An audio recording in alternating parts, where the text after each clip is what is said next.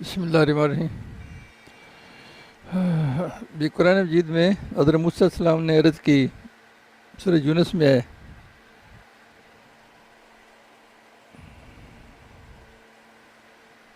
کہ اے رب ہمارے، بے شک تو نے فرعون اور سرداروں کو عیش اور مال دنیا کی زندگی میں دیے۔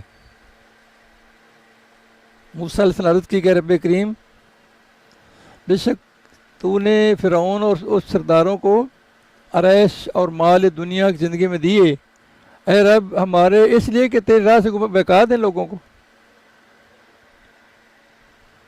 اے رب ہمارے، ان کے مال برباد کر دے اور ان کے دل سخت کر دے کہ ایمان نہ لائیں۔ فرمایا دونوں کی دعا قبول ہوئی، موسیٰ علیہ السلام اور ہارون علیہ السلام کی دونوں کی دعا۔ تو ثابت قدم رہو اور نادانوں کی راہ نہ چلو۔ اس سے پچھلی آیت میں حضرت موسیٰ علیہ السلام نے، یہ آیت نمبر 88-89 بنے پڑی ہے، 87 میں، اس سے پہلے پچھلی آیت میں حضرت موسیٰ علیہ السلام کو حکم الہی ہوا تھا کہ تم مومنوں کو اتحاد اور ادب حکمرانی سکھا کر مضبوط کرو۔ تم مومنوں کو اتحاد اور اداب سکھا کر کے مضبوط کرو تاکہ مسلمانوں کی حکومت قائم ہو اور باطل کمزور اور مغلوب ہو۔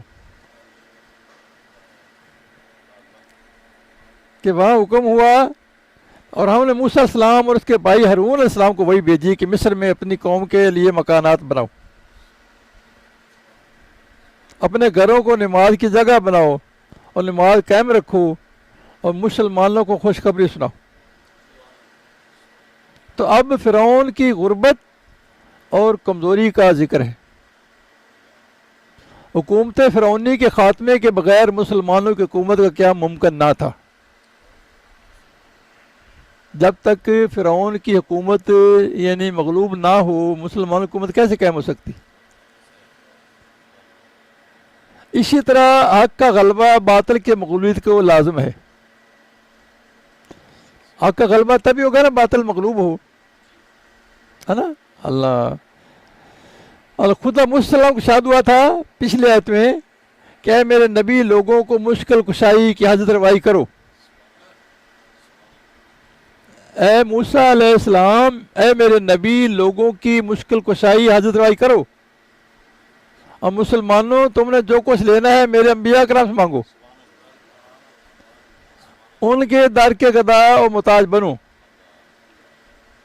ان آیت کریمہ میں حضرت موسیٰ علیہ السلام کی التجاؤں اور دعاؤں کا ذکر ہے۔ اب مسلم دعا کر رہا ہے نا بے کریم کہ آپ جو کہہ رہا ہے کہ ان مسلمانوں کی، یعنی اے نبی، مسلمانوں کی مشکل کشائی کرو، پچھلی آیت مبارک میں اب موسیٰ علیہ السلام کریں گے، وہ کیسے ہوگی؟ کہ یہ ان کی دعاؤں کا ذکر ہے۔ وہ دعا جو کہہ رہے ہیں نا ابھی، یہ پیچھے گئے نا کہ مال بلکال یعنی سخت کر دے، ان کو مغلوب کر دے، یہ ان کی دعا ہے نا موسیٰ علیہ السلام کی۔ اے میرے رب کریم، میری مشکلات میں تو میری مدد فرما، یعنی تیرے بندوں کی مدد تیرے حکم سے میں کروں گا اور میری دعائیں التجائیں تو قبول فرمائے گا۔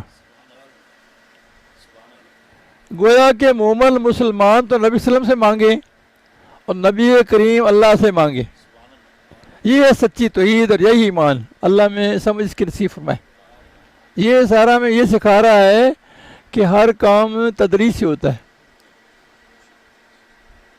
بے ادب ہو کے براہ راست ہونے کی کوشش نہ کرو۔